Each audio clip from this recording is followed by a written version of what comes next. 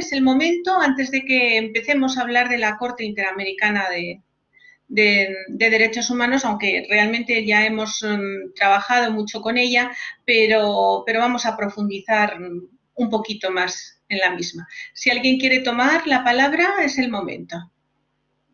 Buen día, Adelante. doctora. Buen día. Con cada respeto, doctorita, ya está habilitada para compartir la diapositiva, doctora. Ah, muy bien, pues participo las diapositivas porque es más fácil. Vamos a ver, aquí, ¿verdad? Gracias, doctora. Sí, ya está habilitada, doctora. Buen día. Está habilitado, pues voy a subir unas diapositivas que nos sirven un poco de hilo conductor para lo que vamos a desarrollar ahí. Vamos a ver, compartir archivos. La verdad es que el sistema de la plataforma funciona maravillosamente bien. Tengo que decirles que he trabajado en un curso hace poco del Colegio de Abogados de Madrid, que colaboro mucho con ellos para impartir docencia, y otro del Ministerio de Justicia, y no son plataformas tan buenas como la que veo aquí, ¿eh? Son bastante menos intuitivas y además para compartir los documentos, por ejemplo la del Ministerio de Justicia, pues no funciona. En cuanto los archivos tienen mucho contenido, pues no se pueden subir. No tienen suficiente. ¿Sí? Comentarle, ¿no?, que gracias a las gestiones de Presidencia, al Tribunal Supremo de Justicia, al Tribunal Departamental, la doctora Marilena Tar, mi persona, y todos los amigos maestrantes, esta plataforma es de la Escuela de Jueces del Estado, ¿no? Entonces, la Escuela de Jueces del Estado, en consideración de que el 95% de los maestrantes son funcionarios judiciales, entre auxiliares, secretarios, conciliadores, jueces y vocales, nos han prestado la plataforma, no es prestado, nos han autorizado el uso de la plataforma de Blackboard de la Escuela de Jueces del Estado. Tienen ellos exclusividad de uso de esta plataforma. Por eso es que es muy buena, doctora. Todas las audiencias virtuales que llevan a cabo el órgano judicial, es decir, de todo Bolivia, se utiliza la plataforma para las audiencias virtuales. Pues están de enhorabuena, penal, porque realmente funciona muy bien, ¿eh? Por lo que estoy viendo, funciona estupendamente. Y además no tiene la limitación que yo he visto, por ejemplo, en la plataforma del Ministerio de Justicia, que es una plataforma estupenda del Ministerio de Justicia español, pero en cuanto a los archivos pesan mucho, hay muchos problemas para subirlos. Por la razón que sea, no tiene la suficiente capacidad y no se pueden subir. Así que están ustedes de enhorabuena, francamente, de enhorabuena. Muy bien, pues retomamos un poco la cuestión. ¿Nadie quiere tomar la palabra antes de que profundicemos en la Corte Interamericana? Bueno, pues simplemente nos encontramos con que ayer ya habíamos apuntado en gran medida habíamos dirigido nuestros pasos a lo que es la Corte y cómo los estados simplemente por suscribir la convención, pues resulta que con eso simplemente no... A ver, les comparto el documento. A ver.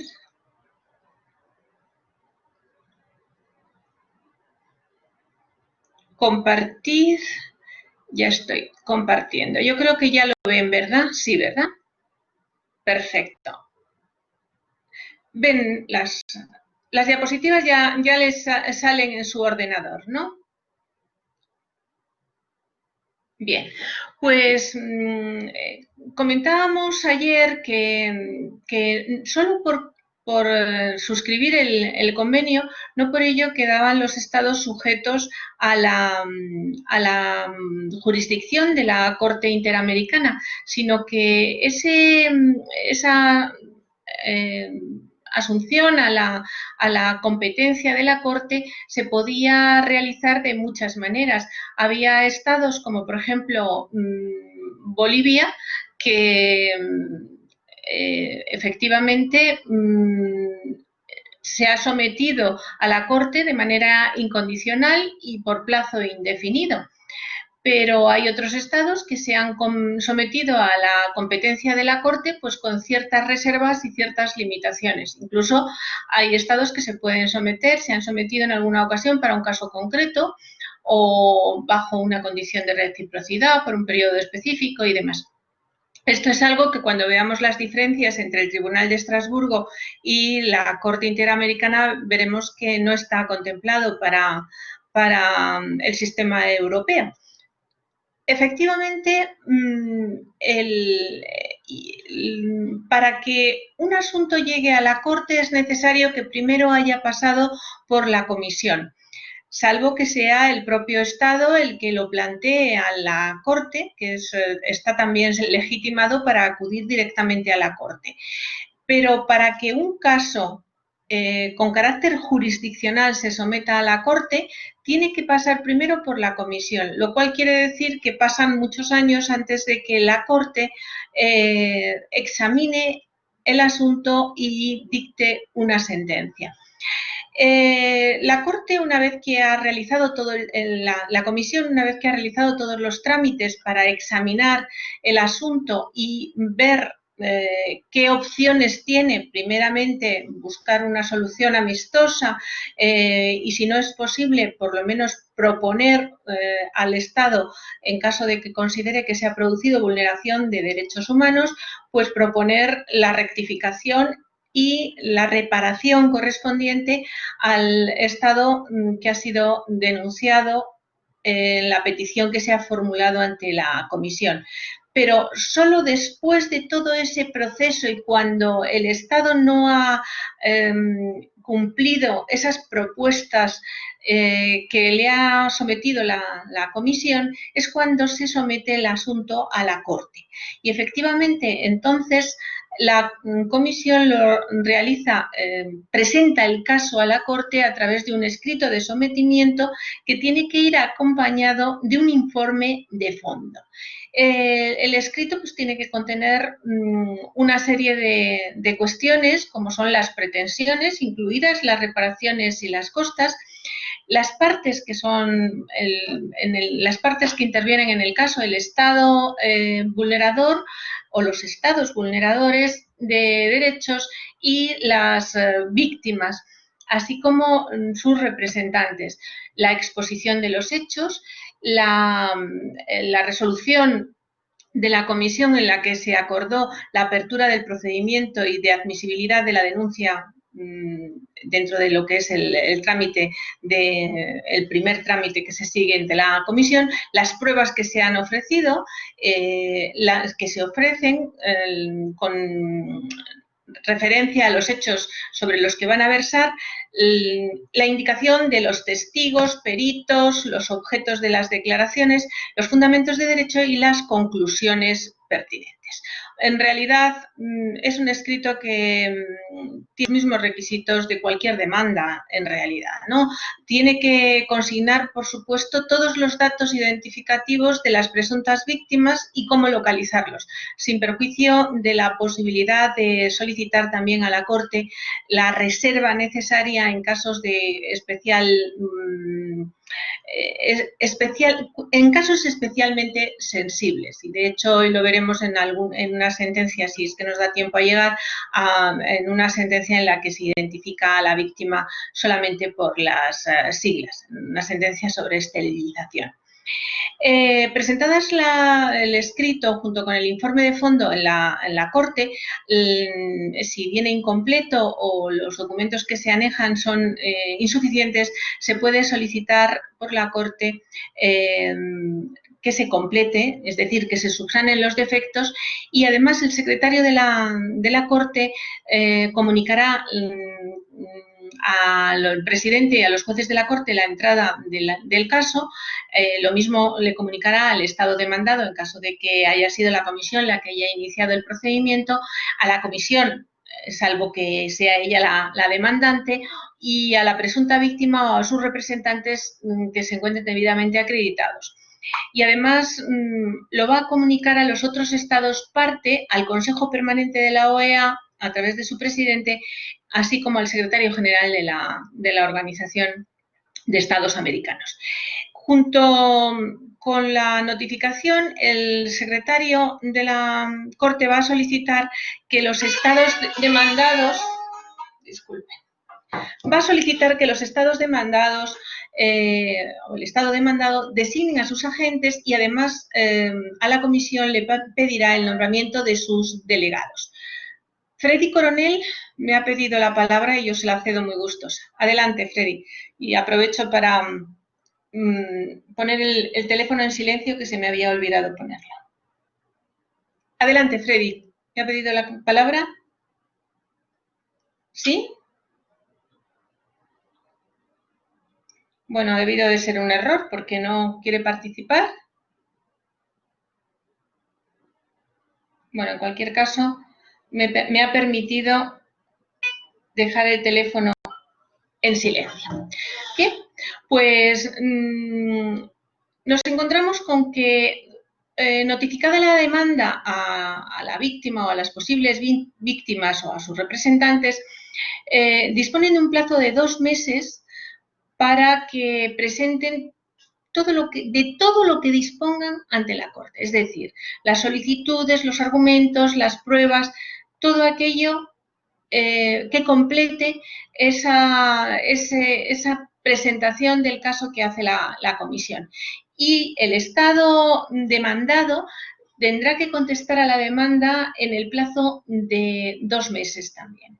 Nos encontramos con un procedimiento eminentemente escrito en toda esta fase y además un procedimiento de carácter contradictorio, que goza de las mismas características de los procedimientos en los ordenamientos internos, las reglas generales de los ordenamientos internos y, por supuesto, la regla general que tiene Bolivia, del procedimiento contradictorio.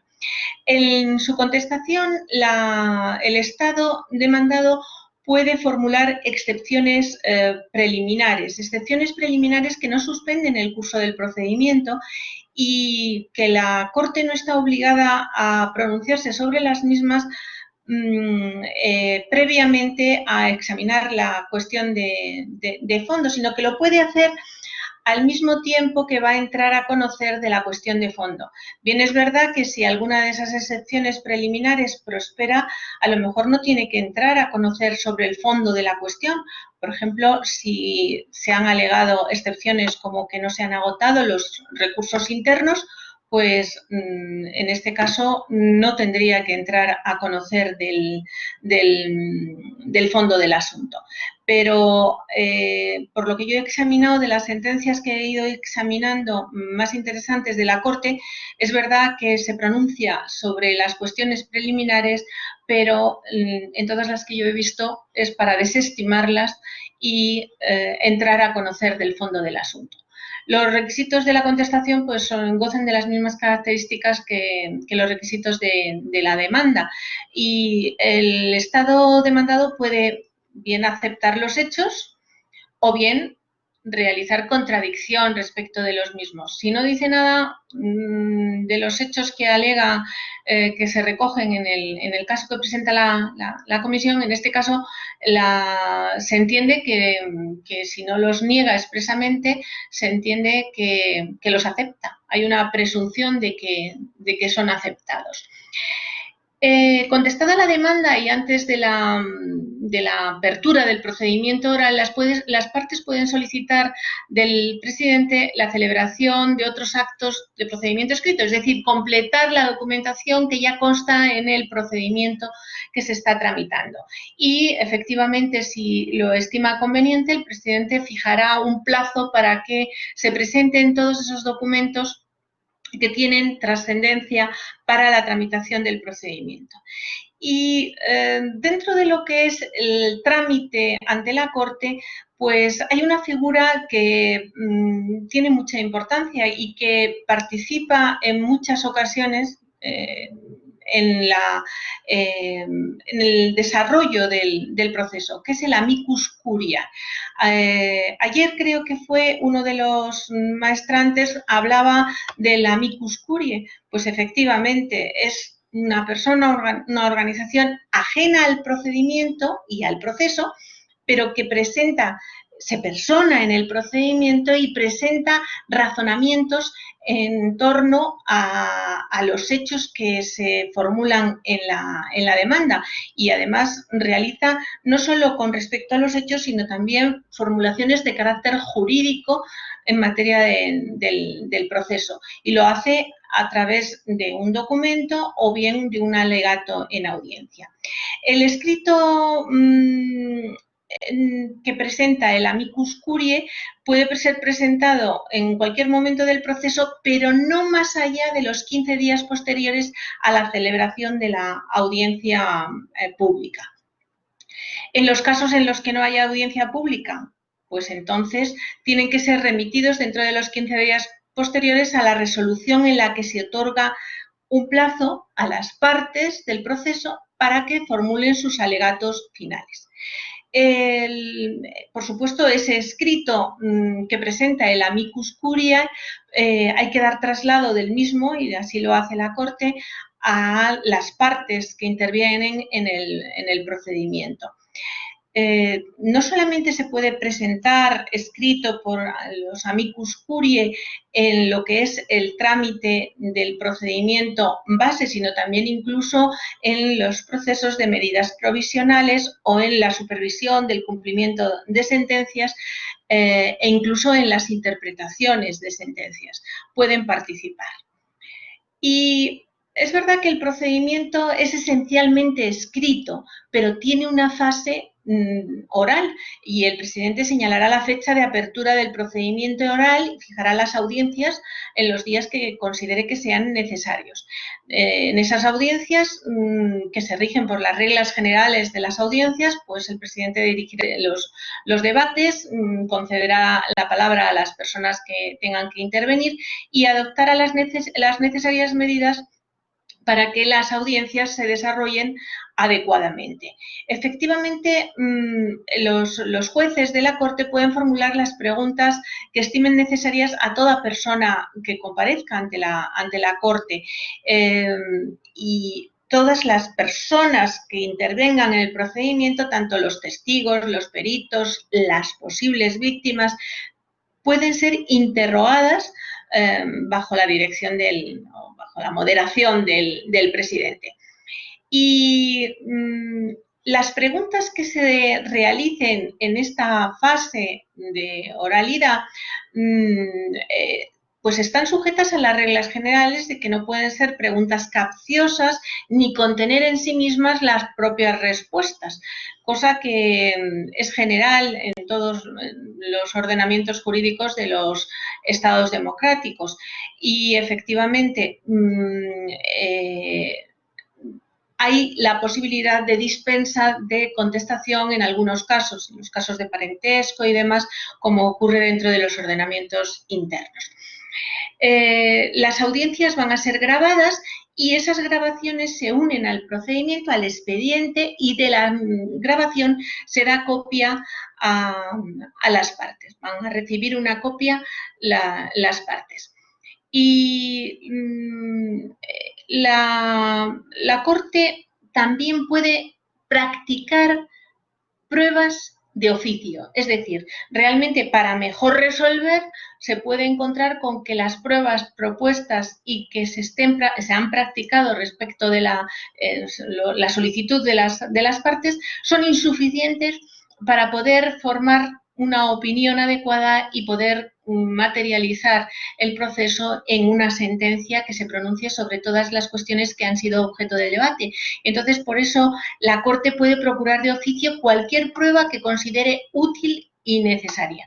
Es decir, puede oír en calidad de presunta víctima a cualquier otra persona que no sea la que se haya personado en el procedimiento, a los testigos que considere oportunos. Incluso puede solicitar peritaciones nuevas que no hayan sido propuestas por las partes, cuando considere que es necesario para tomar una decisión adecuada en el curso del procedimiento. Además, puede requerir a las partes para que aporten alguna prueba, algún documento o den explicaciones sobre alguna cuestión que haya quedado sin clarificar suficientemente. Y además pueden solicitar a cualquier órgano, a cualquier autoridad, a cualquier entidad la información correspondiente o incluso que le emita un informe de opinión sobre o dictamen sobre un punto determinado. Todos estos documentos que se aportan al procedimiento están sujetos a reserva, como regla general, salvo que la Corte lo autorice la publicación, en principio están sujetos a reserva. A reserva sin perjuicio de que son conocidos, claro, por las partes del procedimiento y por los jueces de la Corte. Y además, y esto ya comentaba ayer, creo que era uno de los maestrantes, la posibilidad, que también la tiene la Comisión en el seno del desarrollo de esa investigación que lleva a cabo prima facie, la posibilidad de que se comisione a uno, a varios miembros para que realicen una investigación, una medida de instrucción, incluyendo posibles audiencias, incluso pueden desplazarse fuera de la Corte al estado de que se trate para poder acceder a registros públicos, a organismos, etcétera, que sean necesarios para completar todo lo que es el expediente, el procedimiento. Y si no es posible, pues se puede comisionar a la Secretaría, que es la que da apoyo a la Corte Interamericana. La parte que ofrece una prueba es la que está obligada a conseguir la comparecencia de las víctimas, de los testigos, de los peritos, que ha propuesto, es la que está obligada a que comparezcan ante el tribunal. Es decir, se encargará de lo que sean las gestiones para que comparezcan al tribunal. Y incluso está prevista la posibilidad, así lo recoge el reglamento, que está prevista la posibilidad de que las declaraciones se realicen mediante fedatario público, para quien no pueda desplazarse a la celebración de la vista o de la audiencia o alguna de las sesiones que se vayan a celebrar.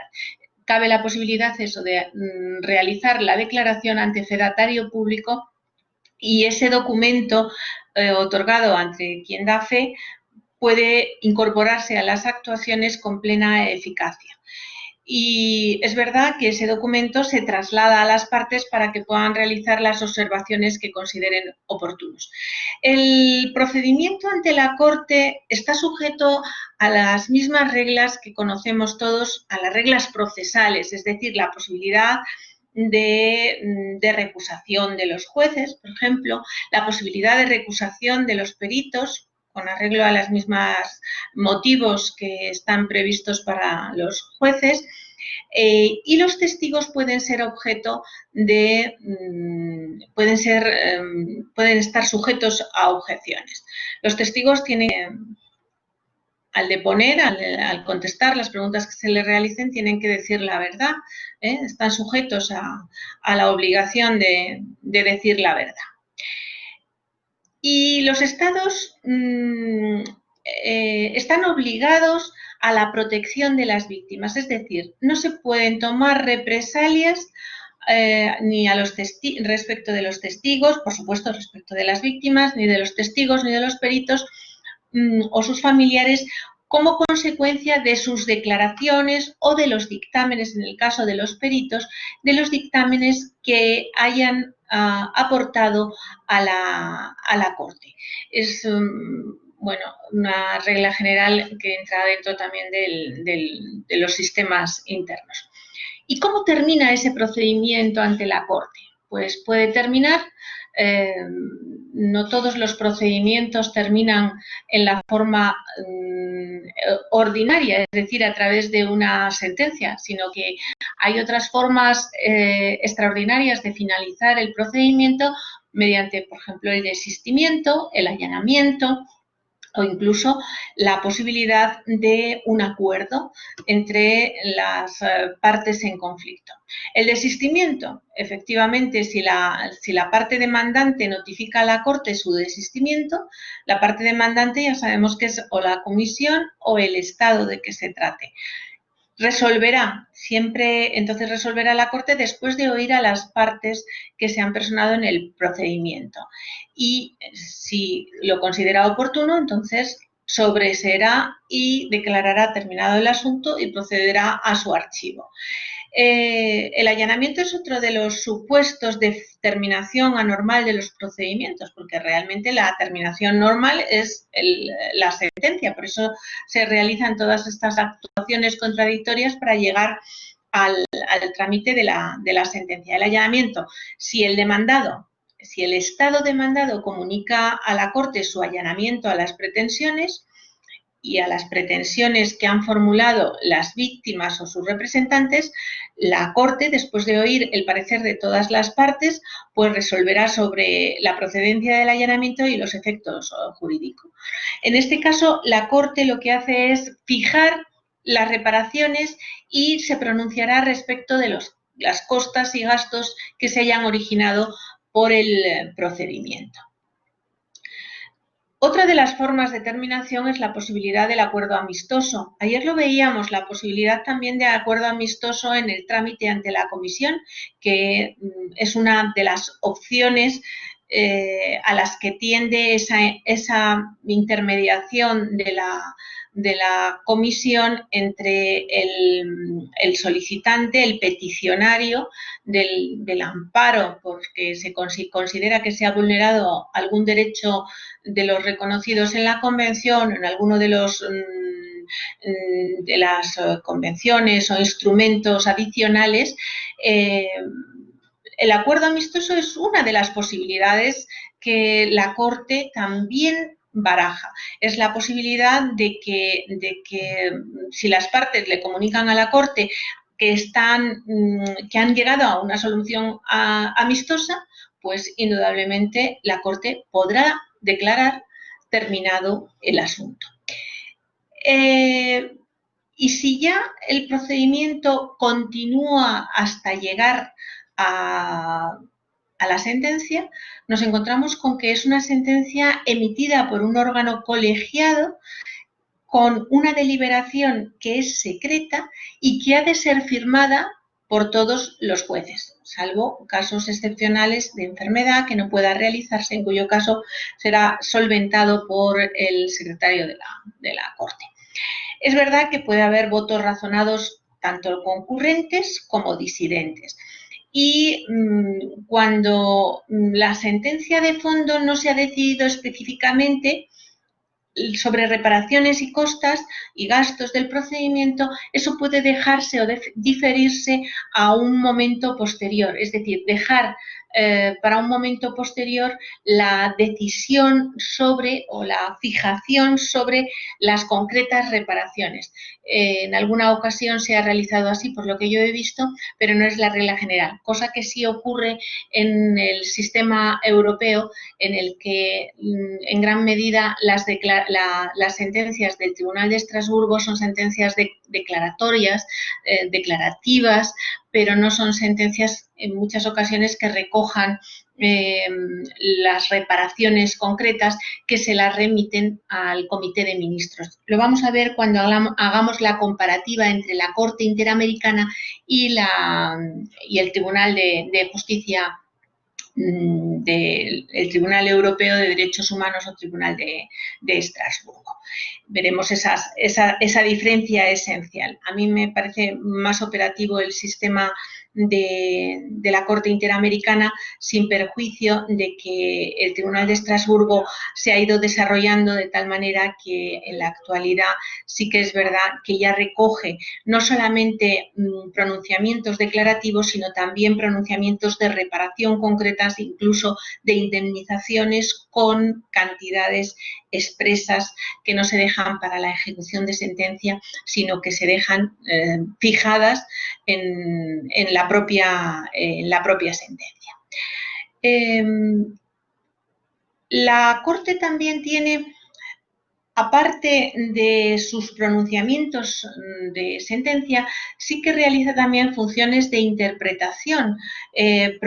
Podrá promoverse la solicitud de interpretación respecto de las sentencias de fondo o las sentencias de reparaciones, y se presenta también ante la Secretaría de la Corte indicándose qué cuestiones hay dudas sobre la interpretación que ha de darse a algún pronunciamiento de la sentencia.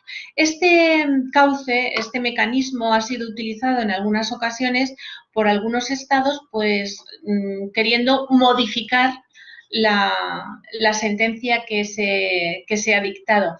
Y es verdad que las modificaciones no están contempladas. Si están contempladas las aclaraciones, están contempladas los errores aritméticos, los pequeños errores de redacción, pero no están contemplados los errores, las modificaciones de fondo a través de la demanda de interpretación, que algunos estados pues han intentado utilizarlo de una manera irregular. Esa demanda de interpretación no tiene efecto suspensivo sobre la ejecución. Es decir, la ejecución se va a ir realizando, se va a comunicar al Estado condenado para que ejecute los contenidos de la sentencia en sus propios términos. Y la demanda de interpretación no produce suspensión ninguna. Por lo tanto, esa demanda de interpretación es verdad que se da traslado a las partes y se las concede el plazo que sea pertinente, que fije el presidente, para que formulen sus alegaciones sobre las mismas. No obstante, la interpretación de la Corte, en principio, debe de realizarla la misma composición del tribunal que se reunió y que deliberó para el dictado de la sentencia que ahora es objeto de la interpretación. En caso de que no sea posible, en caso de renuncia, de impedimento, de excusa o de inhabilitación, entonces se sustituye al juez de que se trate conforme a lo que nos dice el reglamento en su artículo 17. Bien, pues con la demanda de interpretación cerramos este apartado concreto relativo al trámite que se sigue ante la Corte Interamericana. Yo en el documento que facilité a través de la coordinación de la maestría recogí un esquema muy útil para ver todos los trámites que se siguen en la Corte, y les puede ser muy útil para dejarlo entre sus archivos para cuando tengan que utilizarlos para casos concretos dentro de lo que es la Corte. En alguna ocasión, si es que su vida profesional va dirigida hacia allí, pues que puedan utilizarlo como una parte más de sus herramientas para poder abordar toda esta cuestión.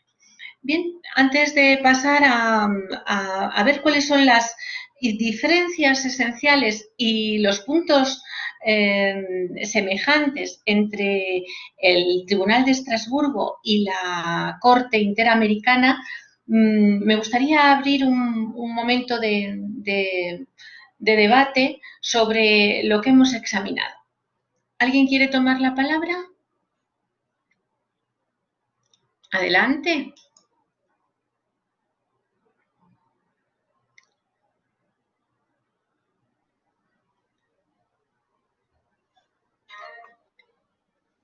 Mirna Arancibia. Sí, buen día, doctora. Buen día, adelante, por favor, Mirna.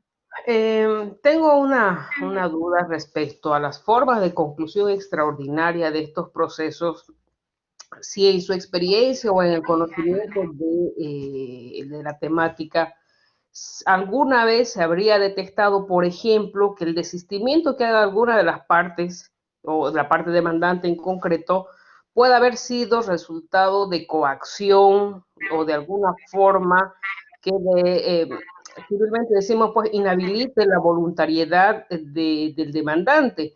Si bien son procesos muy largos, tediosos, que se supone pasan por filtros de control, y lo que se busca es el respeto de los derechos y garantías constitucionales.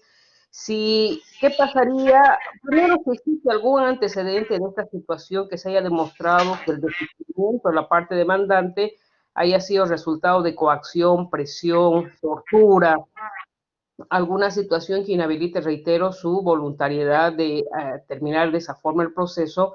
Y en segundo lugar, ¿qué pasaría o cuáles serían las formas de demostrar esa falta de voluntariedad? Porque es posible que una vez que ha terminado esta coacción, la misma parte demandante haga conocer, haga conocer esta circunstancia totalmente extraordinaria que podría suscitarse, tomando en cuenta que se acuden obviamente a recursos internacionales cuando se considera que se llama que el Estado no le ha brindado las garantías necesarias para el restablecimiento de algún derecho violentado. Eso quisiera saber, doctora, por favor. Pues efectivamente, cuando estaba preparando la exposición, pues yo también me pregunté eso, hasta qué punto, en caso de desistimiento, ese desistimiento no ha sido un desistimiento voluntario, sino que ha estado sujeto en alguna ocasión a coacciones. Y sí que no he encontrado una respuesta, porque claro, estas son cuestiones de las coacciones, son muy difíciles de probar, pero sí que me lo he planteado y yo creo que en algún caso en los que se ha producido desistimiento, por ejemplo, en casos de Venezuela, en su momento, o a partir del año 2012, Venezuela denunció el convenio, o sea que, pero sí que se debió de producir, porque es raro que se hayan producido desistimientos en el mismo país, es bastante extraño. Entonces, Suárez Hernán, entonces, la dificultad de la prueba, pues imposibilita que una vez archivado el procedimiento, pues se produzca la reapertura. Lo que sí que he visto es que en ocasiones, en vez de llegar a un desistimiento, lo que han pedido es una suspensión porque están en trámites de llegar a un acuerdo. Pero tenemos que tener en cuenta además que los procedimientos, una vez que llegan a la Corte, han pasado muchos años desde que se ha producido el hecho hasta que el asunto se está tramitando en la Corte, que es donde se puede producir ese desistimiento en vía jurisdiccional, sin perjuicio de que también se podría producir apartarse de la petición en la fase que se tramita ante la comisión. Pero en vía jurisdiccional propiamente dicha, los asuntos llegan a la Corte después de décadas, es decir, después del paso de muchos años. Y además, después de haber agotado los recursos internos, es decir, que desde que se ha producido el hecho hasta que se produce ese posible desistimiento, ha pasado muchísimo tiempo. Con lo cual, quien ha llegado hasta donde ha llegado, está muy convencido de que su derecho fue objeto de violación, sus derechos humanos han sido objeto de violación, no solamente las personas individuales, sino los colectivos y demás. Pero la dificultad en gran medida respecto de ese desistimiento, hasta qué punto ha sido voluntario o no, yo creo que está en la prueba y siempre habrá una gran dificultad en probar ello, en probar eso. Pero bueno, a lo mejor otro maestrante Hernán Suárez a lo mejor nos puede aportar alguna cosa más. Adelante, por favor.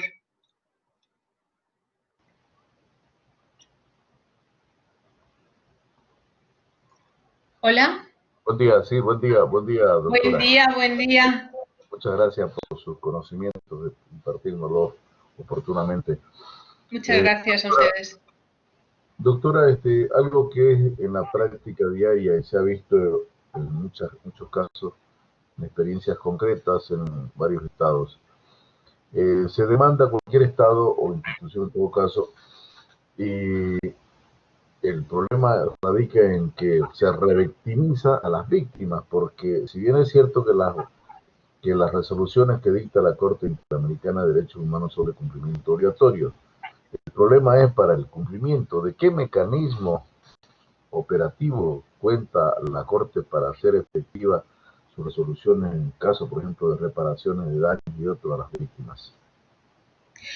Bueno, pues la Corte se ocupa ella misma de la ejecución de las sentencias y, de hecho, en su pronunciamiento recoge efectivamente incluso plazos y en concreto para lo que es la ejecución.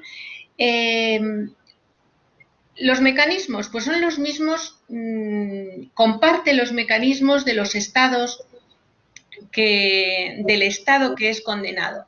¿Y cómo lo comparte?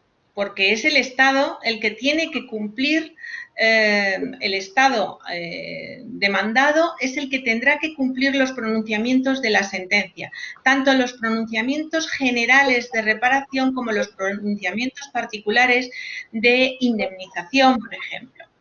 Es el Estado el que tiene que utilizar los mecanismos que tiene internos. ¿Cuáles son los mecanismos que se utilizan en los órganos judiciales normalmente? Pues cuando hay un pronunciamiento de indemnización, pues podrá proceder al embargo y a la realización de los bienes de que se trate.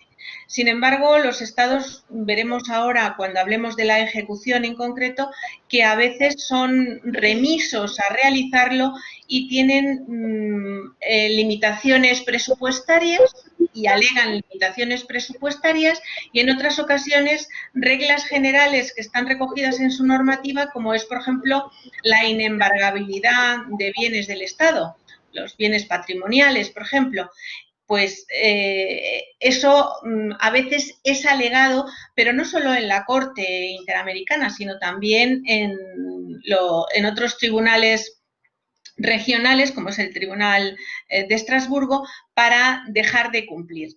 Pero hay otros mecanismos todavía más importantes dentro en este caso, dentro de la OEA o en caso de Estrasburgo en Naciones Unidas. Y es que, o de la Unión Europea, nos encontramos con que hay limitaciones para quien no cumpla los requisitos, por ejemplo, de la Convención y no proteja los derechos y no ejecute las sentencias. Hay limitaciones de las entidades financieras a la hora de facilitar recursos y medios a los estados. En la Unión Europea también hay limitaciones en estos casos, efectivamente, para ayudas, para préstamos, para cuestiones que son de gran importancia para el desarrollo social y económico de los países, pues tienen que ser sobre la base de que se cumplen y se respetan los derechos humanos. El respeto a los derechos humanos también está en la ejecución de las sentencias, no solo el respeto directo, sino la ejecución de las sentencias. Por ejemplo, el Tribunal de Estrasburgo ha condenado por inejecución de sentencia y ha considerado que esa inejecución de sentencia produce vulneración o una ejecución un poco torticiera, en un caso que se produjo, por ejemplo, en Suiza. Luego vamos a incidir sobre él, pero vamos, les avanzo un poco. Condenan a Suiza y Suiza lo que hace es que dice, bueno, ya no le condeno, no le impido la entrada en territorio suizo indefinidamente, sino por 10 años. Bueno, pues el Tribunal de Estrasburgo dijo que eso era inejecución de la sentencia y eso suponía nuevamente otro procedimiento de vulneración de un derecho humano. Pues esa misma dinámica, por lo que yo he visto, sigue también la Corte Interamericana. En caso de falta de ejecución o ejecución irregular, se pueden adoptar, aparte de los mecanismos internos del país de que se trate, como es, por ejemplo, el embargo, la realización de los bienes con esas limitaciones que he comentado, que a veces se aplican por los estados, los organismos internacionales, todos los organismos financieros, pueden limitar la facilitación de recursos por incumplimiento de los derechos humanos. Aparte de que la propia convención, en las interpretaciones que se han realizado por el Tribunal de Justicia, por la Corte Interamericana, en la interpretación, ha llegado a decir que no se puede amparar un Estado condenado en sus normas internas para dejar de cumplir una sentencia. Ni siquiera puede alegar como causa de incumplimiento ni la prescripción ni tampoco las leyes de amnistía. Hay varios pronunciamientos sobre ello. Y mucho menos pues, las cuestiones de carácter presupuestario o la inembargabilidad de los bienes del Estado. No sé si Hernán Suárez, ¿verdad? Era el maestrante que ha intervenido. No sé si... Perdón, Seibal. Sí. Seibal. Bien, no sé si he contestado a su cuestión. Sí, doctora, sí. Sí, de todas maneras, estamos esperando para desarrollar un poco más en las próximas. Sí, vamos a desarrollar la ejecución porque si hay algo que me parece que es trascendente en materia de órganos judiciales es que los procedimientos no se acaban con una sentencia. Los procedimientos, igual que tampoco se acaban con una medida cautelar, no. Los procedimientos tienen que terminar con una sentencia que se ejecute, porque si no resulta que no estamos hablando de tutela judicial efectiva. Hasta que esa sentencia no se ha cumplido por completo, no estamos realizando la finalidad de la justicia, que es el resarcimiento y la reparación íntegra de los derechos que se han visto vulnerados, tanto con carácter interno como con carácter internacional. Estos son cuestiones de carácter general. Así que lo vamos a ampliar un poco ahora. Voy a ver cómo puedo subir la siguiente. A ver. Un segundito, que estoy intentando subir. A ver cómo lo subo. ¿Me permiten un momento? A ver. Ya está subiéndose, yo creo. Ya está subiéndose. Bien. Estoy subiendo unas diferencias y semejanzas que hay entre el Tribunal de Estrasburgo y la Corte Interamericana.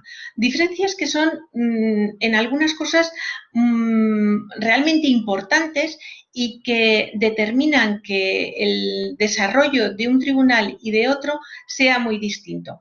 Aunque empezaron igual, porque el Tribunal de Estrasburgo, en un principio, hasta que no se modificó sus reglamentos, establecía que los individuos, es decir, las víctimas, no podían acudir directamente al Tribunal de Estrasburgo. Lo mismo que ocurre con la Corte Interamericana. Es la Comisión o los Estados los que pueden someter el caso a la Corte, es decir, los que pueden judicializar la cuestión. Pues lo mismo ocurría en en el Tribunal de Estrasburgo. Era la comisión la que podía hacer suya la petición para plantearla ante la Corte.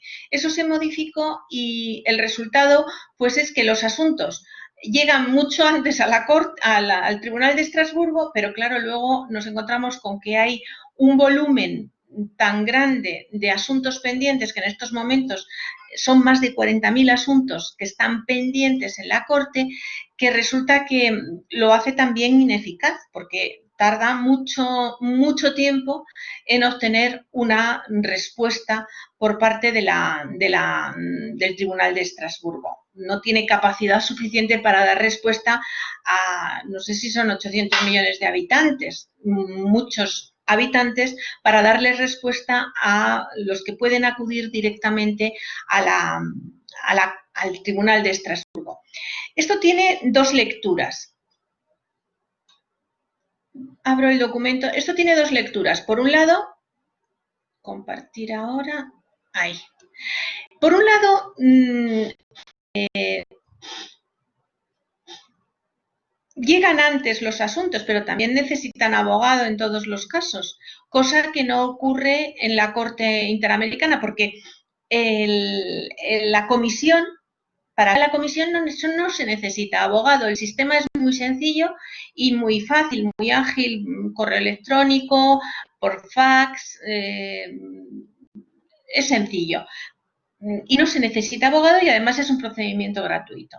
En cambio, ante el Tribunal de Estrasburgo, quien quiera comparecer para instar que se inicie el procedimiento, tiene que hacerlo mediante abogado que además pueda actuar ante el tribunal, con lo cual se encarece mucho y hace más difícil que los ciudadanos de a pie, los ciudadanos normales, pues puedan acudir al tribunal. El sistema además que tiene, a ver, para compartir, seleccione una diapositiva, a ver, ahora, ya está.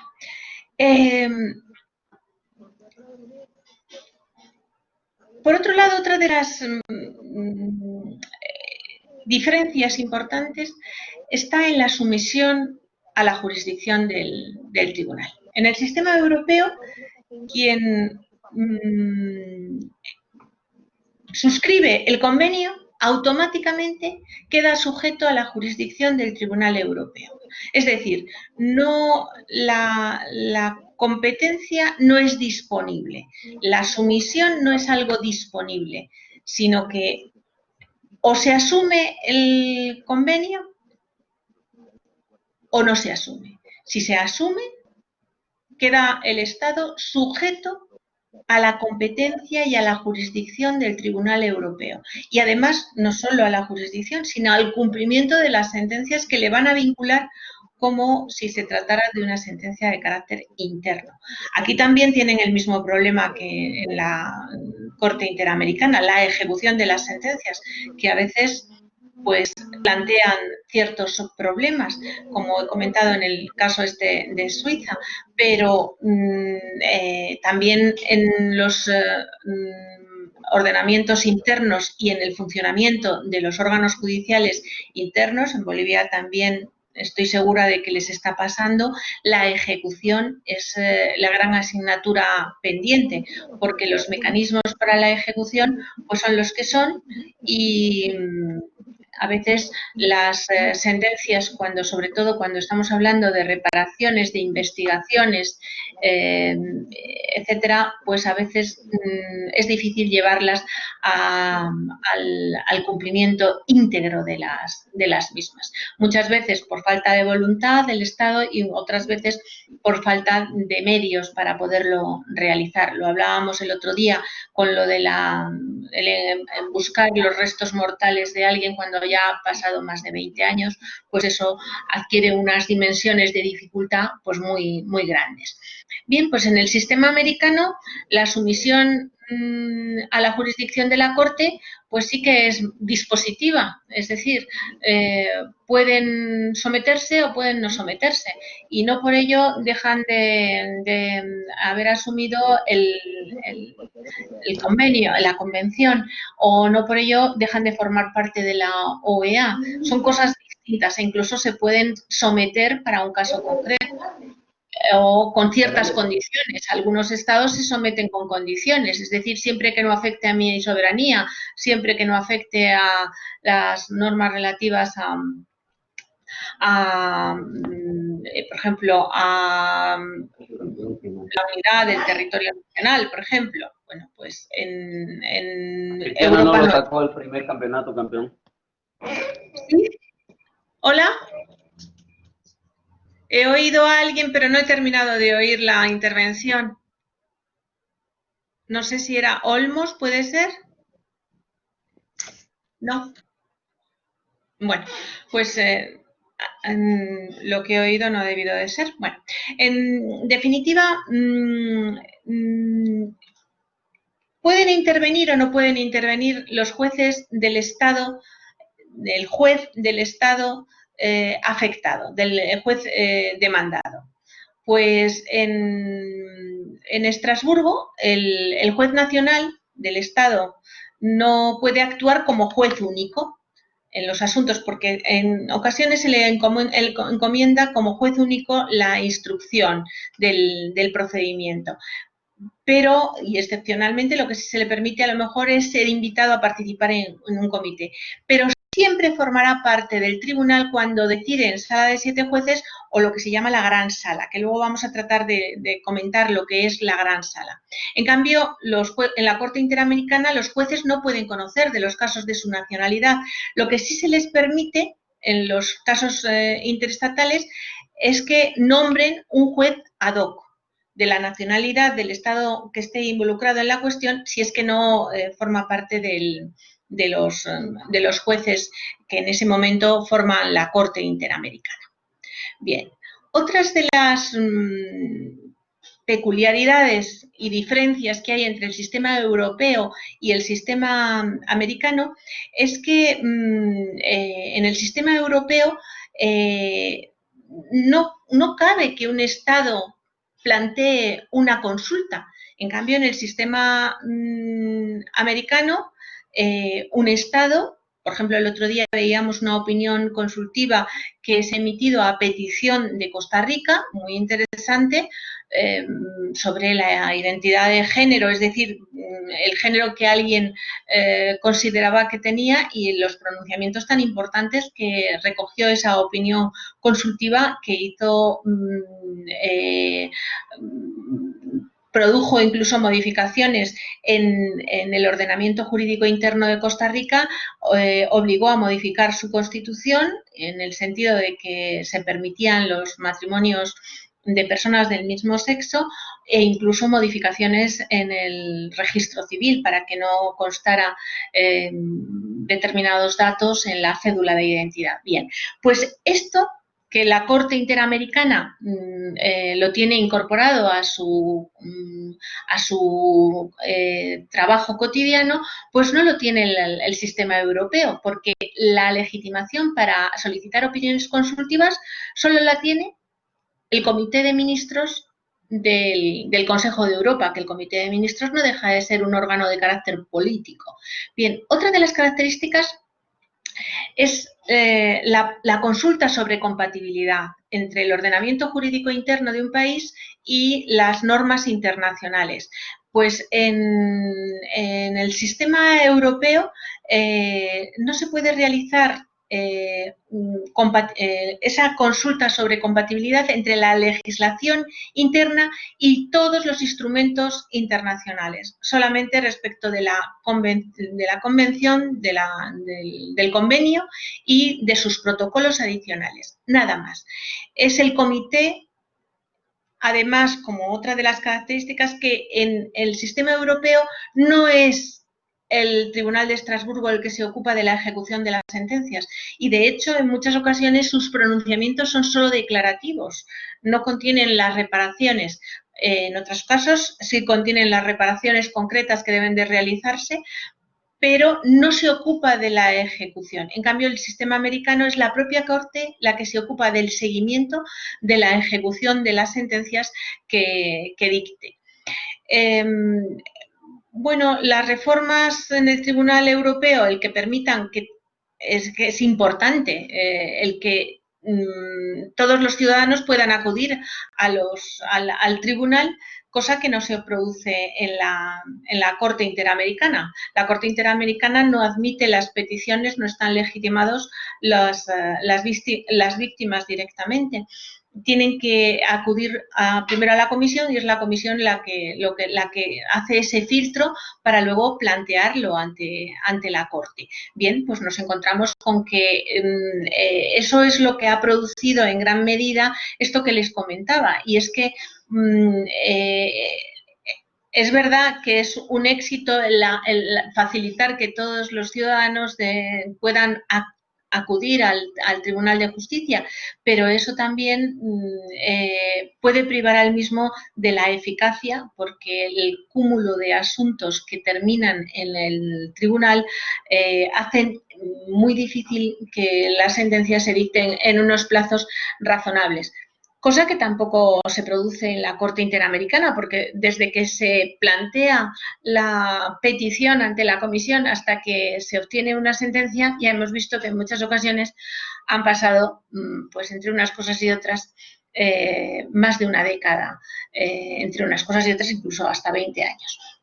Las semejanzas entre los procedimientos es un procedimiento contradictorio, sencillamente escrito sin perjuicio de la fase oral de las celebraciones de vistas, que no siempre son obligatorios, y ahora se ha superado ese carácter declarativo de las sentencias del Tribunal de Justicia y ya contiene pues contenidos, ya contiene reparaciones concretas que hasta ahora, hasta hace unos años, no recogía, hace como 4 años, una cosa así. Y además hay una peculiaridad que yo no la he visto, ahora me dirán si efectivamente existe o no, yo no la he visto en la Corte Interamericana, y es la posibilidad de sentencia piloto o pleito testigo o procedimiento testigo que llamamos en España. Es decir, cuando hay varios asuntos sobre de las mismas características, el tribunal lo que puede hacer es decidir aplicar al procedimiento de la sentencia piloto, o sea, aplicar un procedimiento piloto para ver cómo termina ese procedimiento piloto y extender sus efectos a los casos análogos. Y eso se produce cuando hay muchas denuncias por vulneración de derechos respecto de estados por cómo funciona el sistema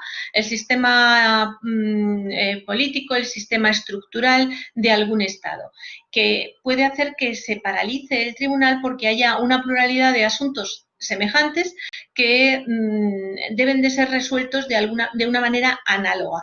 En España lo utilizamos en vía administrativa a través de lo que se llama el pleito testigo. Bien, pues terminamos con el procedimiento de que se trata y así además se evita que haya la posibilidad de sentencias contradictorias sobre la misma cuestión y luego se extienden los efectos al resto de procedimientos semejantes, que incluso en muchas ocasiones, en este caso, cuando estamos hablando de derechos humanos, pues lo que hace el Estado, en concreto el Estado que tiene esa deficiencia estructural o sistemática, es acomodar su situación, incluso su ordenamiento jurídico, para evitarlo y ya dar respuesta directa a las víctimas en concreto. En realidad, este sistema lo que permite es desarrollar el principio de subsidiariedad, porque tener que acudir a los tribunales internacionales para pedir la protección de los derechos fundamentales de los derechos humanos, las libertades fundamentales, pues realmente tiene que ser algo subsidiario. Por eso se exige que se agoten los recursos internos y el acudir a los tribunales nacionales para pedir el resarcimiento y la respuesta y la reparación previamente a tener que acudir a los sistemas internacionales.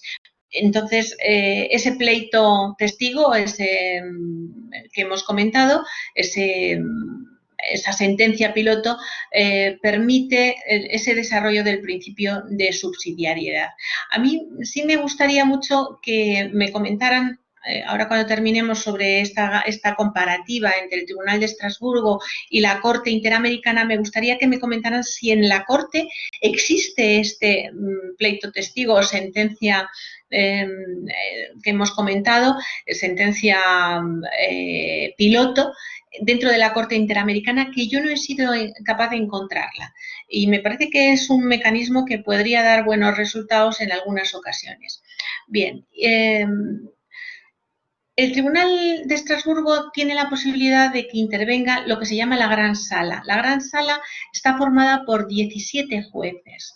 Bien, pues esta Gran Sala tiene dos funciones. O bien el reenvío, es decir, cuando la sala que está conociendo de un asunto concreto de vulneración de derechos humanos considera que es necesaria una interpretación del convenio o de sus protocolos, o incluso de la jurisprudencia que se ha ido realizando a lo largo de los años, entonces lo puede plantear a la Gran Sala, e incluso la posibilidad de que se produzca una inhibición a favor de la Gran Sala siempre que ninguna de las partes se oponga a ello.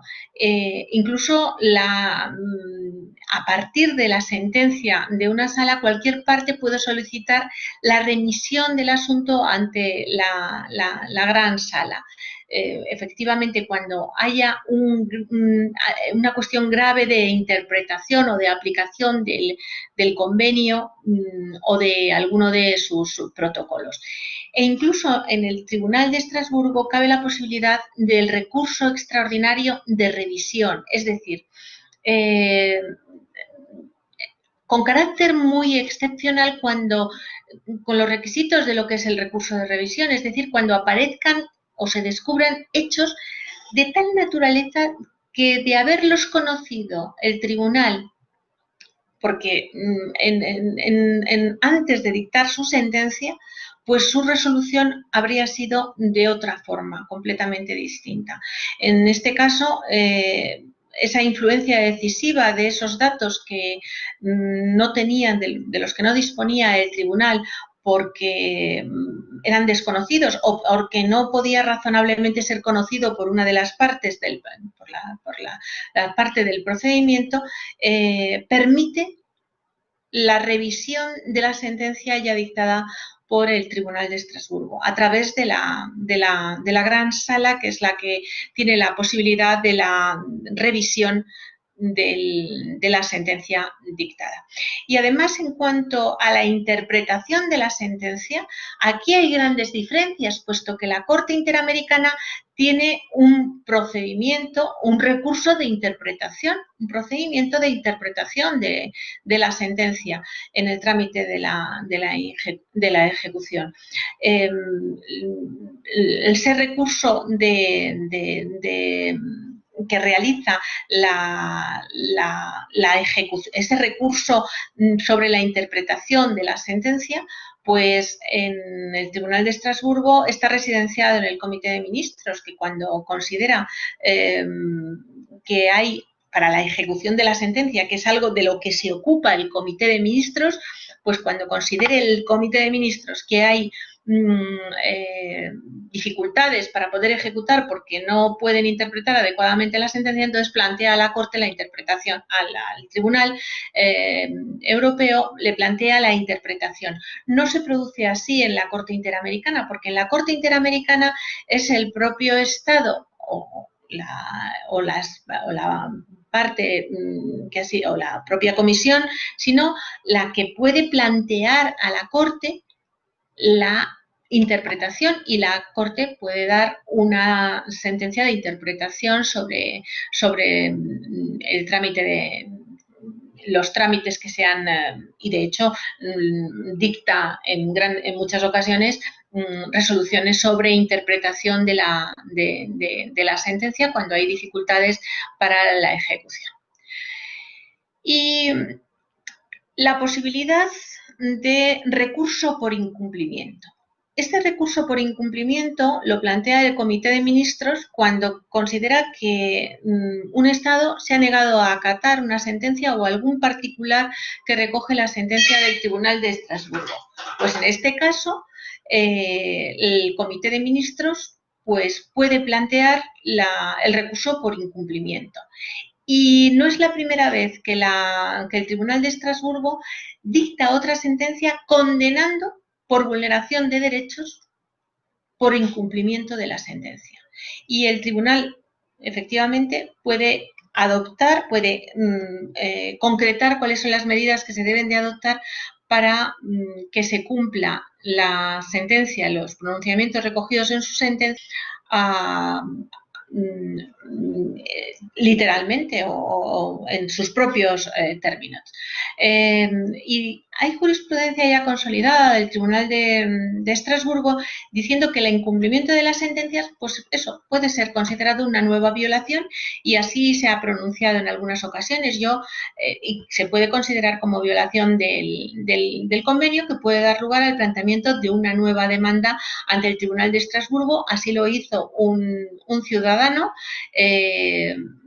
y esta es la sentencia que yo había escogido de condena a Suiza, que es un Estado que no recibe muchas condenas, pero sí que es verdad que en este caso era un ciudadano turco que planteó esta demanda, este recurso por incumplimiento, porque consideró que se había vulnerado nuevamente el convenio, en el sentido de que se tenía que haber ejecutado completamente la sentencia, y se entendió que era víctima de una violación de su derecho a la vida privada y familiar.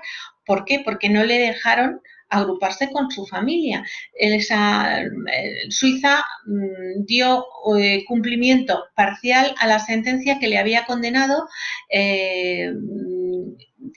diciendo que tendría que permitir la entrada de ese ciudadano turco en Suiza para la reagrupación familiar. Y Suiza dijo que, bien, pues que esa prohibición de entrada en el territorio lo iba a interpretar como una prohibición de 10 años de duración.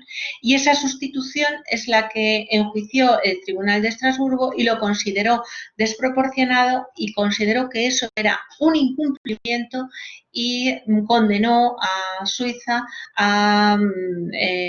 por vulneración de derecho al establecer que no había cumplido la sentencia en sus propios términos.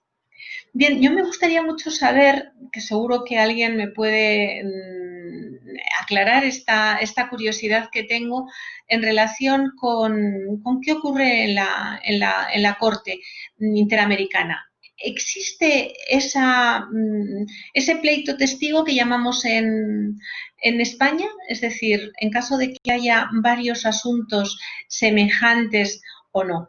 Yo creo que es más difícil que ocurra en la Corte Interamericana, porque como no se permite que sean los ciudadanos individualmente los que acudan directamente a la Corte, pues me parece mucho más difícil que se pueda producir. Pero me gustaría que alguien me dijera si lo conoce, si sabe si efectivamente se produce o no se produce. Adelante, ¿alguien me aclara esta curiosidad que yo tengo?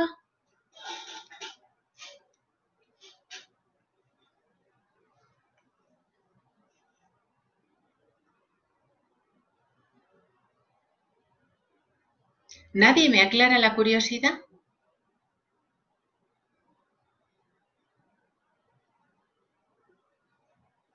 Bueno, no lo puedo creer. Bueno, pues quizá es que no se pueda hablar de esa sentencia base? Bueno, pues vamos a ver cómo salgo para incorporar un nuevo documento sobre el que quiero que trabajemos. Seleccione, navegar. A ver. Me tienen que disculpar un momento porque voy a incorporar un nuevo documento con el que quiero trabajar. Un segundito. Aquí está. Porque vamos a hablar de la fase de la ejecución, aunque muchas cuestiones ya las hemos tratado a lo largo de este tiempo que hemos compartido. Bueno, al no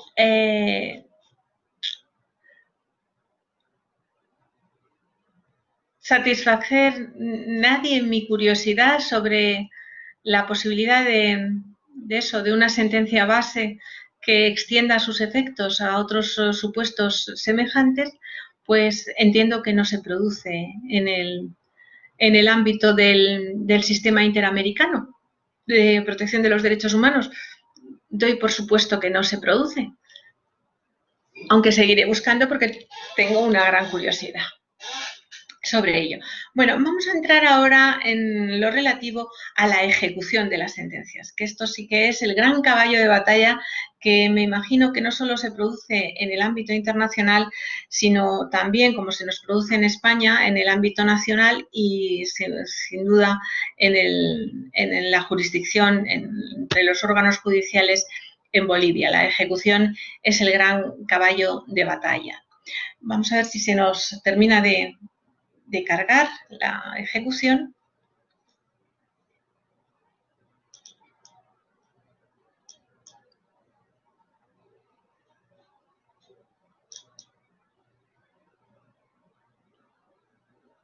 Bien.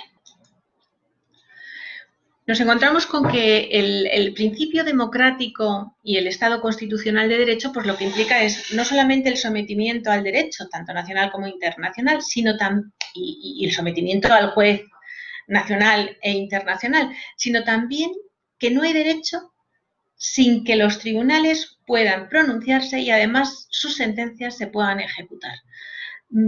Y efectivamente esas funciones, por ejemplo, en el Estado español lo recoge la Constitución, que dice que nuestra Constitución, la Constitución española, dice que los jueces y tribunales tienen la facultad de juzgar y hacer ejecutar lo juzgado. Pues lo mismo ocurre en el sistema interamericano.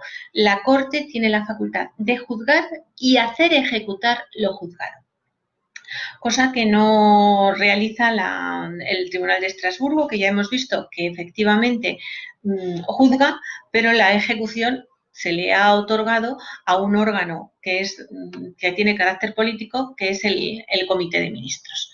Bien, a ver, caso, maestría, a ver. Aquí está la ejecución. Aquí estamos. Bien, pues nos encontramos entonces con que esa ejecución de las sentencias, que forma parte de las obligaciones que tienen los estados que se someten a la Corte, pues va hasta sus últimas consecuencias.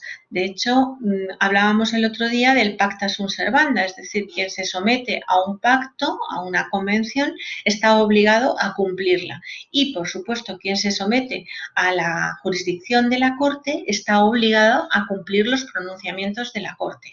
Ya hemos visto que esto a la larga no es algo pacífico. Nos hemos encontrado con algunos pronunciamientos de la Corte que resulta que al tribunal, al Estado de que se trate, pues no le han gustado y ha intentado sustraerse a la ejecución de la sentencia y se han tenido que utilizar mecanismos para obligar al cumplimiento en algunas ocasiones. Mecanismos que no siempre han sido bien acogidos, por supuesto, por los Estados miembros. Vamos a mencionar hoy un caso concreto que ha sido interesante, aunque desde hace muchos años, de Tobago.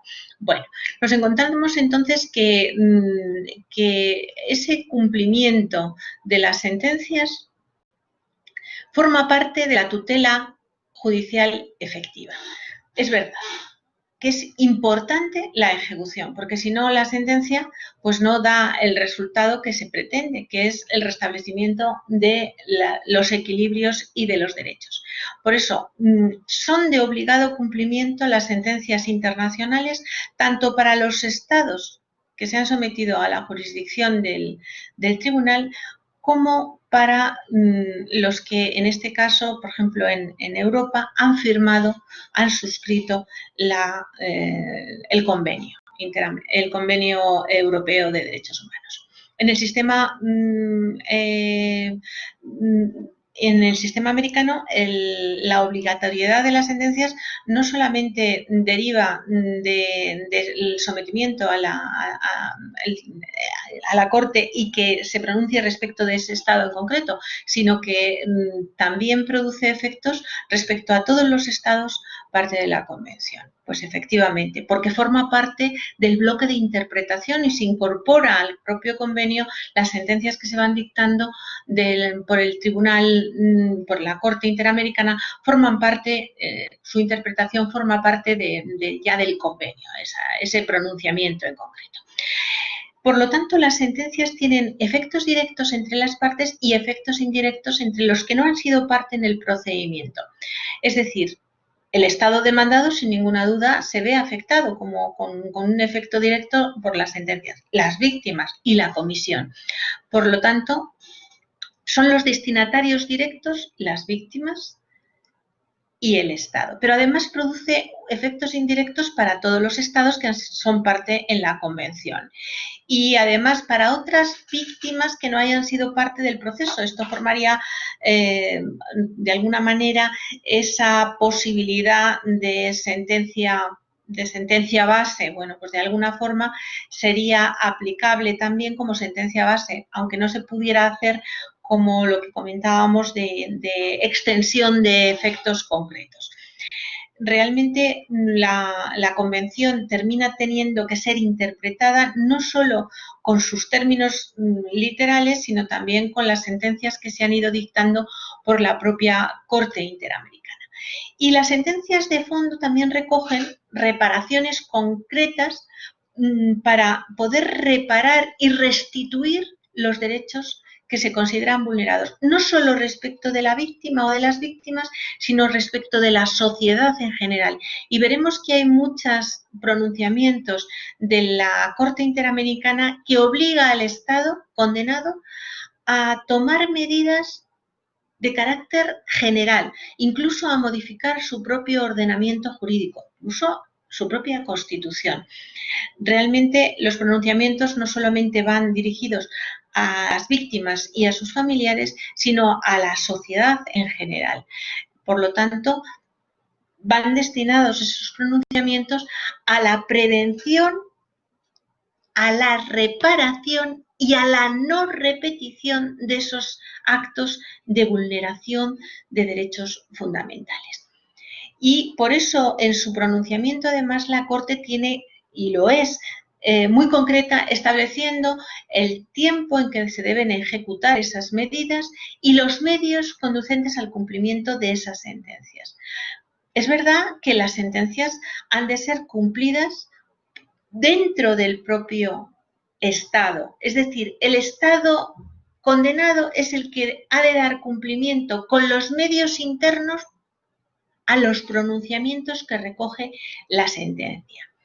Efectivamente, no solamente entonces la Corte recoge pronunciamientos de carácter declarativo, que es lo que hasta ahora venía haciendo en gran medida hasta estos últimos años el Tribunal Europeo, sino que además requiere a los Estados de actuaciones directas y concretas, es decir, de actos de hacer e incluso otros de no hacer, de no impedir el ejercicio de determinados derechos. Entre otras medidas, pues la acomodación de su ordenamiento jurídico, incluso con modificaciones en sus textos constitucionales, para su adecuación a lo que es la Convención Americana, para que no se produzcan nuevas vulneraciones.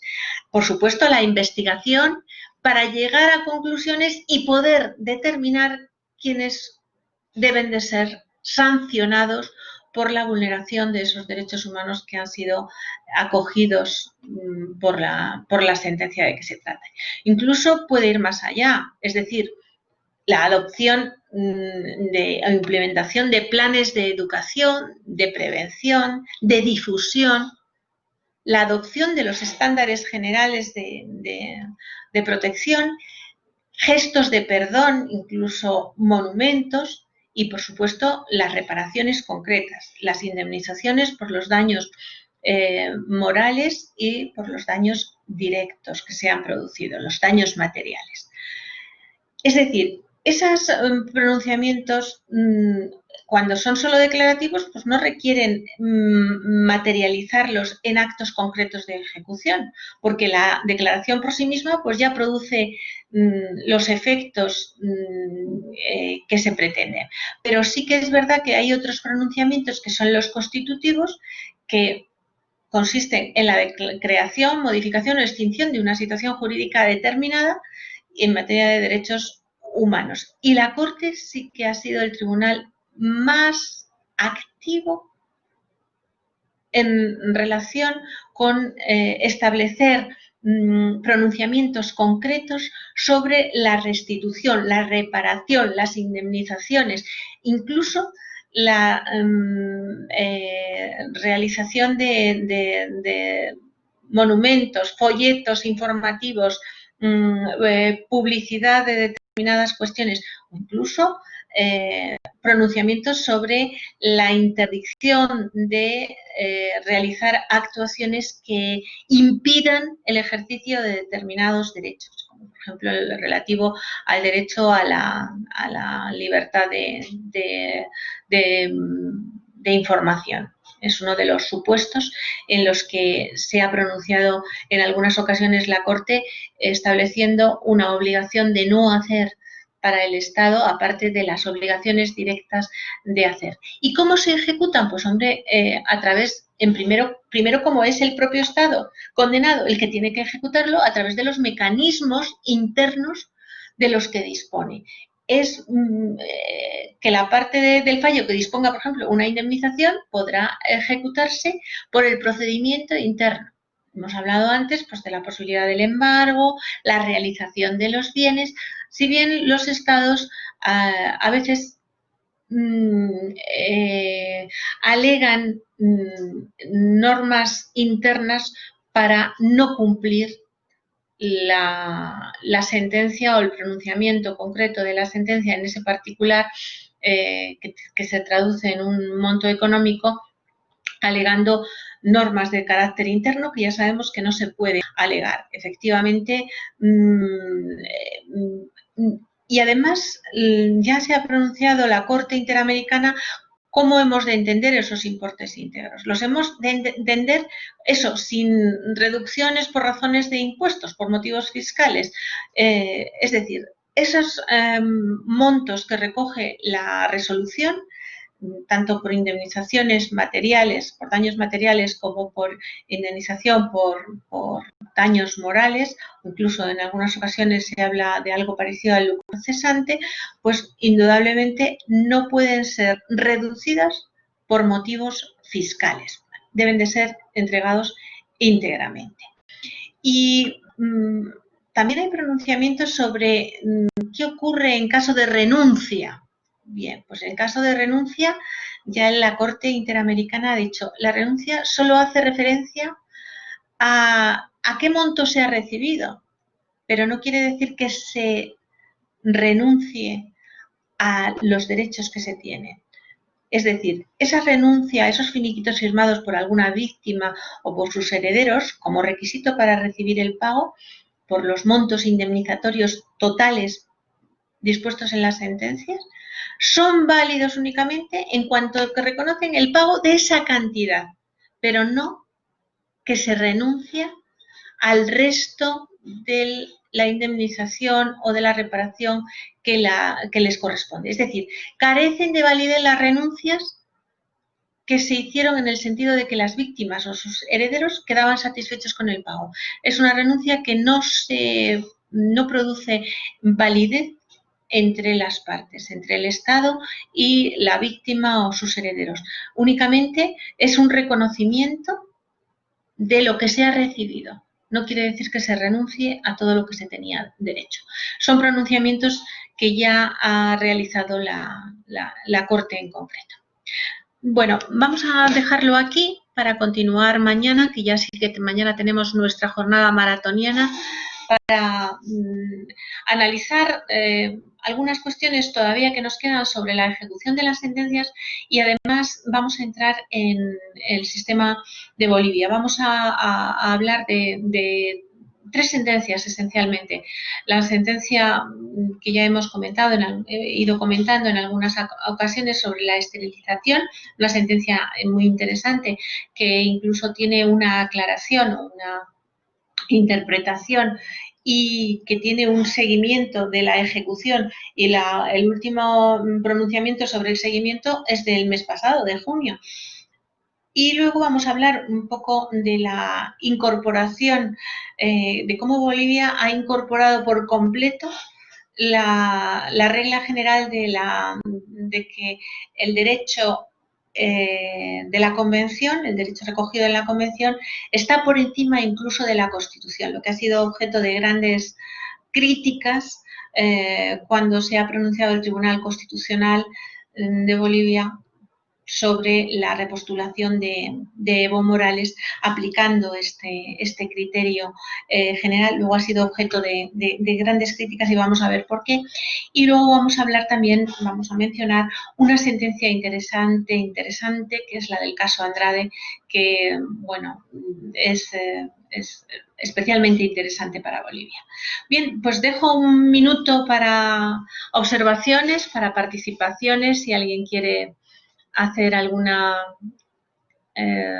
aportación a lo que hemos tratado hoy, pues es el momento. Adelante, que yo sé que tienen que participar ya en sus trabajos cotidianos, ¿no? Que tienen que incorporarse a su despacho. Mirna Arancibia, adelante, por favor. Profesora, una consulta.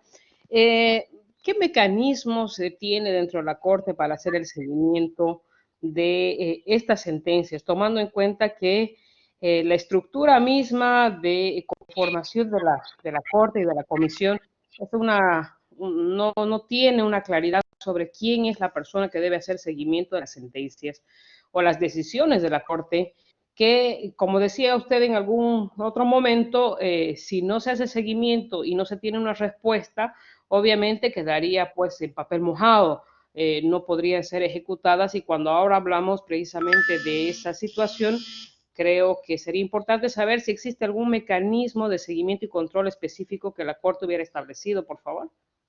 Sí, la Corte tiene mecanismos para el seguimiento y, de hecho, lo realiza ese seguimiento.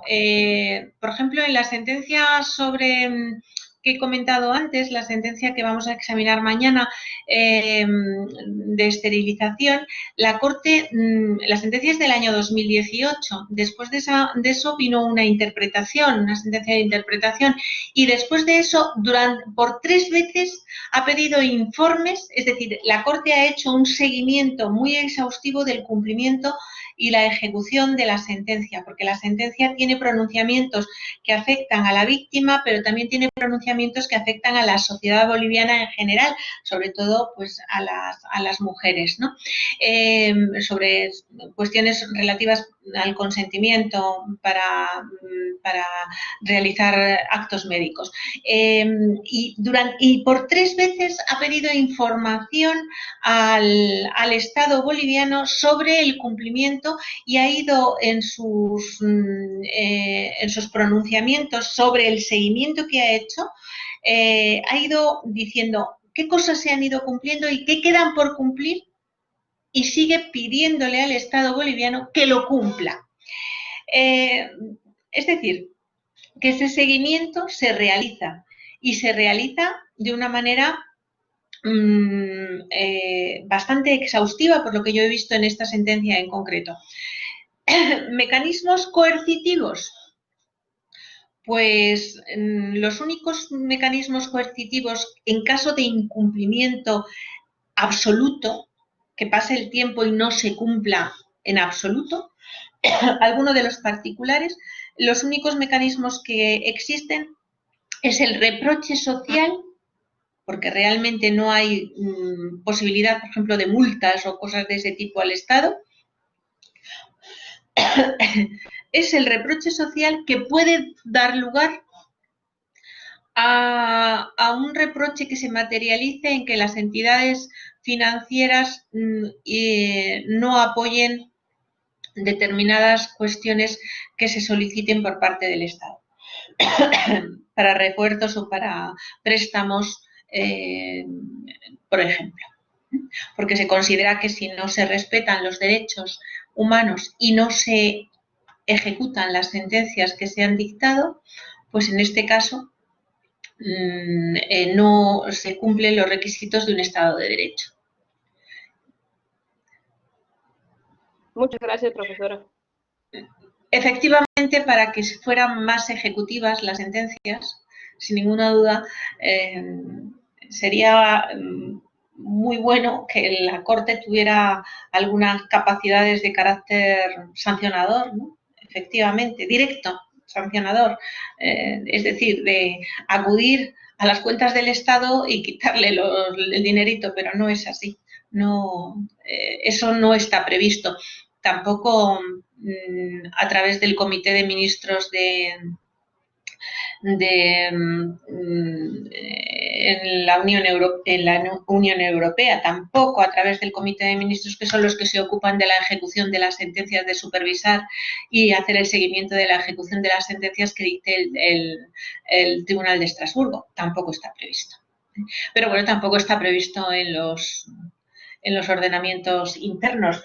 Lo que sí está previsto es la posibilidad de ejecutar los bienes. Y, por ejemplo, en España también nos encontramos con ciertas dificultades con respecto a los bienes inembargables de la Administración, por ejemplo. Y los límites presupuestarios también en ocasiones producen dificultades para ejecutar algunas resoluciones internas. España, cuando la condenada es una administración, dentro de las 3 administraciones que tenemos en España: la administración estatal, la administración autonómica y la administración local. Bien, las limitaciones administrativas, las limitaciones de los presupuestos. No sé si he contestado yo a su pregunta. Respuesta concreta. Mecanismos coercitivos no hay. Hay estos otros mecanismos que hemos comentado.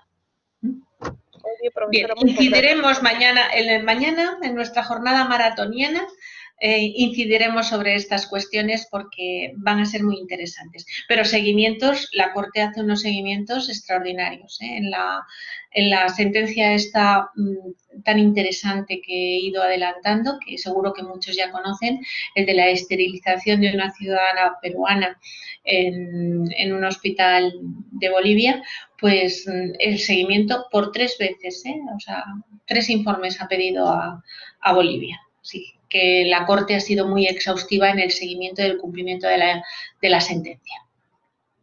Muy bien, ¿alguna otra cuestión? ¿No? Bueno, pues yo sé que tienen que incorporarse a su trabajo cotidiano, así que les deseo que pasen un día muy bueno, que sea un día muy fructífero y que disfruten mucho de su trabajo. Hasta mañana, que nos volvamos a encontrar mañana a las 8 de la mañana, en vez de a las 7. Así que nos vemos mañana. Roberto Parada, adelante, por favor. Muchas gracias, doctora. ¿Cómo está usted nuevamente? Gracias. Y a todos los compañeros que ya están todos y están concluyendo este día maravilloso de la clase. Nos vemos mañana a las 8 de la mañana, hora boliviana, hora española, 3 de la tarde, ¿no, doctora? Muy bien, serían las 2 de la tarde, no las 3, las 2. Hay 6 horas de diferencia. Sí. A las 2 de la tarde. De la misma a manera, las 2 de doctora, la tarde en España. Así antes que bueno, mañana... Antes que abandonen los compañeros de la maestría, decirles, ¿no?, de que hoy día se inaugura la segunda versión de la maestría en Administración de Justicia y Convención en Derechos Humanos, y a todos aquellos amigos que ustedes quieran, tienen el plazo hasta ahora para poderse inscribir y pagar su matrícula, digamos, ¿no? Y cualquier cosa, usted le manda mi número de teléfono para efectos de seguir contribuyendo a la formación académica posgradual de todos los colegas abogados de Santa Cruz. Y bueno, de comentarles que en este grupo ya hay hasta 8 abogados de Tarija, de Cochabamba, de La Paz y hasta de Pando. Entonces, es por la calidad académica de la maestría, digamos, ¿no? Por tanto, muchas gracias, doctora, por permitirme dirigirme a mis compañeros. Muy bien, pues muchas gracias, y muchas gracias, Sandra Villán, por los comentarios, los agradezco mucho. Nos vemos mañana a partir de las 8 de la mañana y nuestra jornada maratoniana. Venga, un saludo y que tengan un día excelente. Chao, chao. Hasta mañana, doctora.